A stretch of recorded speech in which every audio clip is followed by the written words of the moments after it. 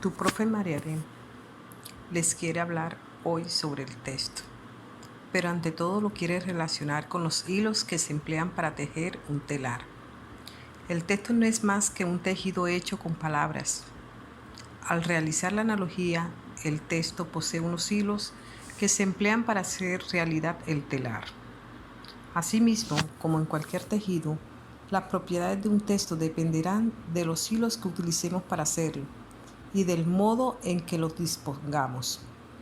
Es así que al momento de combinar los hilos y las texturas de manera adecuada, podemos obtener telas muy diferentes. Y como ocurre con los tejidos, es posible destejer lo hecho hasta un determinado momento y reutilizar los hilos para entrelazarlos de otra manera y producir un resultado nuevo. Continuando con la explicación analógica del tejedor de hilos con la redacción de textos, se tiene que el oficio de tejedor es algo que se aprende. Para ello no basta con observar los tejidos que ya han elaborado otros y admirar su belleza y sus cualidades. Para aprender a tejer hay que conocer el proceso, observar cómo tejen otros, escuchar sus explicaciones sobre cómo se teje y, por supuesto, poner en práctica uno mismo los consejos recibidos. Con el tejido ya terminado, la valoración y el comentario del resultado sirve para afianzar lo que se ha hecho bien y para descubrir vías de mejora. Esta es precisamente la perspectiva que quiero que adopten aquí. Quiero que defiendan la tesis que escriben. Además de ser una actividad con una vertiente creativa, tiene mucho de oficio. A escribir como a tejer también se aprende, y para aprender es necesaria la práctica guiada. Es de notar que nadie daría a un aprendiz de tejedor un telar vacío ni un conjunto de hilos de colores esperando que el aprendiz solo en la habitación fuera capaz de completar una pieza de tejido en una hora. Una razón importante a la hora de adentrar a los estudiantes en el proceso de la escritura es recurrir al diseño de una serie de actividades donde paso a paso logre identificar los materiales, a organizarlos, a combinarlos y a disponerlos de manera que puedan construir con ellos una unidad. Como es de su conocimiento, un texto escrito es siempre un artefacto creado por el ser humano, con funciones comunicativas específicas que están altamente reguladas desde el punto de vista cultural. A simple vista, un texto escrito suele presentarse como una colección de párrafos. Pero, ¿qué son los párrafos? Abordemos este asunto desde dos consideraciones. Una primera suele ser vista como una unidad tipográfica, definida con criterios puramente tipográficos, mayúscula inicial y punto y aparte al final. La segunda definición, la caracterización tipográfica, como conjunto de líneas con un punto y aparte al final. Sin embargo, es pertinente quedarnos con esta tercera apreciación, como la unidad mínima de contenido de un texto escrito. En cada párrafo se desarrolla una idea diferente. Es precisamente el hecho de tratar de una misma idea lo que produce la sensación de unidad, es decir, la coherencia en un párrafo. En definitiva, un párrafo es pues un conjunto de oraciones que desarrollan una idea. ¿Cómo se organiza este conjunto? La estructura más común es la ternaria, es la versión que podríamos denominar estructura de bocadillo, así como se observa en este esquema: párrafo, tesis, idea principal, desarrollo, cuerpo y conclusión. En esta estructura, el párrafo se inicia con la exposición de la idea inicial. Esta idea se rellena, expande, se explicita, se ilustra, se argumenta en el cuerpo del párrafo. Una conclusión que recoge de nuevo la idea principal sirve de cierre.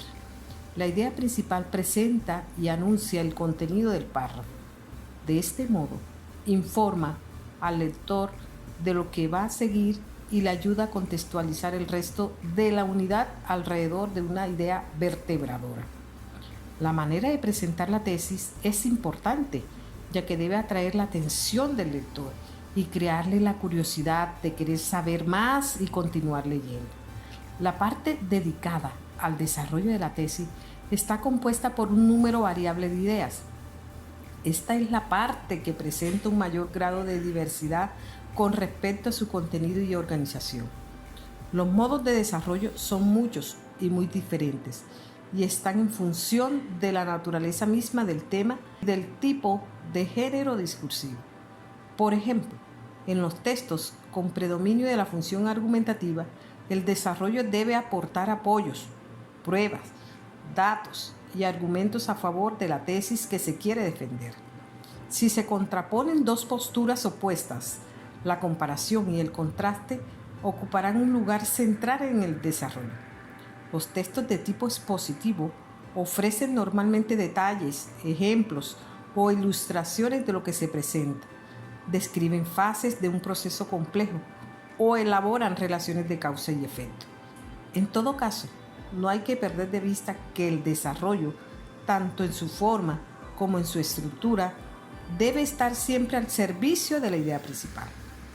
De hecho, si al escribir un desarrollo nos encontramos con una idea que no encaja con la tesis, o bien hay que modificar la tesis de manera que esa nueva idea quede contenida en ella, o bien hay que descartar esa idea como parte integrante de ese párrafo y quizá dedicarle un párrafo aparte.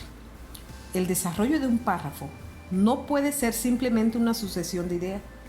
Tan importante como las ideas es el modo en que están conectadas. Efectivamente, las ideas tienen que estar ordenadas y jerarquizadas en función de la perspectiva adoptada en el párrafo. Y para ello, normalmente no basta con presentarlas en secuencia, una tras otra. Hay que informar al lector del lugar que ocupa cada una de las ideas con respecto a las demás y de la función que desempeña con respecto a la tesis principal. Para ello están los elementos de conexión.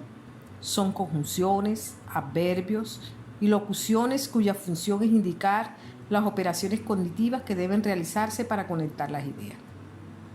Los elementos de conexión no son un adorno superfluo, deben verse como señales indicadoras para dar sentido a las ideas en función de las intenciones comunicativas.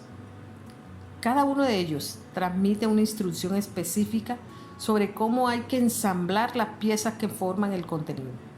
Por ejemplo, la locución, sin embargo, es una señal que alerta que la idea que introduce representa una dificultad potencial para lo que está diciendo.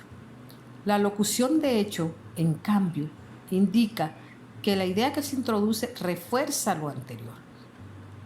De modo semejante, la presencia de por lo tanto indica explícitamente que estamos ante una conclusión lógica.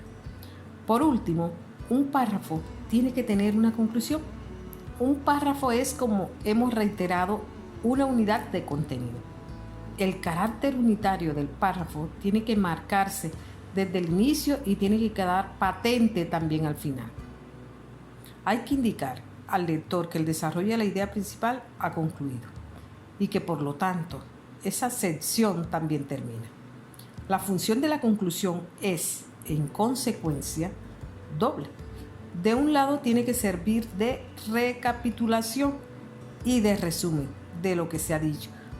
Del otro tiene que marcar el final de la unidad temática. En definitiva, este tipo de estructura ternaria resulta particularmente eficaz desde el punto de vista comunicativo, ya que es la que ofrece el contenido en el formato más fácil de consumir y de procesar. Se anuncia el propósito comunicativo, se desarrolla, se adereza y al final se remacha de nuevo.